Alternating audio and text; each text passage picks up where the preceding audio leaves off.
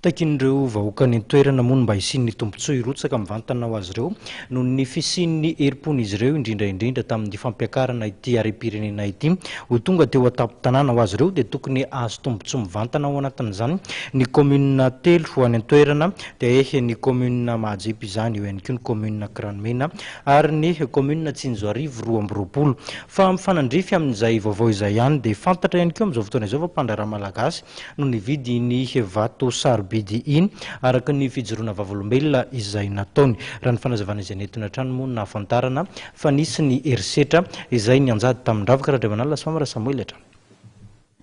nividy ny vatosoa milanja 9 taona tao Kinomby ary nividy azy tamin'ny vidiny teny fotony mitetina teo amin'ny 9.20 tapitrisa ariary ny mpandrahraha malagasy iray izay nifampararaha tamin'ny fokon'olona sy ny commune tao Tsinjoarivo 22 araka ny fanambarana nataony ity mpandrahraha malagasy iray ity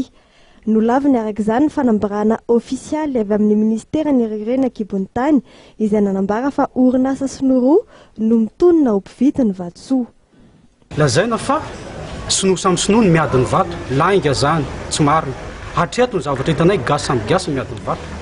ny gasy raika gasy mana taratasy izahay zany izay manana acte de vente izay inonay fa commune fantatra anay nanaovanay acte de vente tsisy olona indroa hanao taratasy zany ny commune en tant que izy mahalala ny asany fa ny zavatra ray izay lazaina fa mifanohitra aminay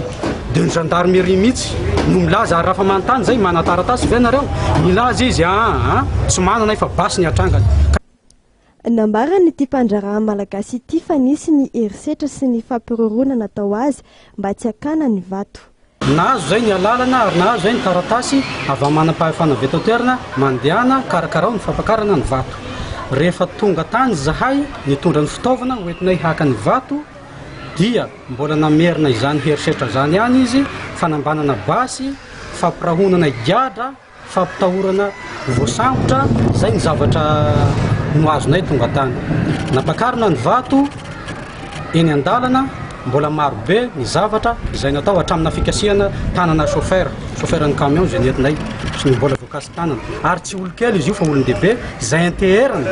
mihitsy tokony hitarainana nefa navita zavatra tahaka an'izay. Miantso ny tompona andraikitra indray fepetra sy hijery ny tombontsoa vahoaka madinika mahakasika ity raharaha ity mpandrahraha malagasy iray ity. Tsy aivina moa tamin'ny alala fampitambavao nataony police de mine nanambarana fa orinasa sinoroa no niady hividy ny vatosoa ary samy tsy nahazo alalana ara-dalàna hitrandraka na hividy ny vatosoa izy ireo. Namafisiny teo anivon'ny police de mine fa tsy misy afaka milaza ho tompony ity vatosoa ity fa ny fanjakana no tompony raha ny tokony ho izy.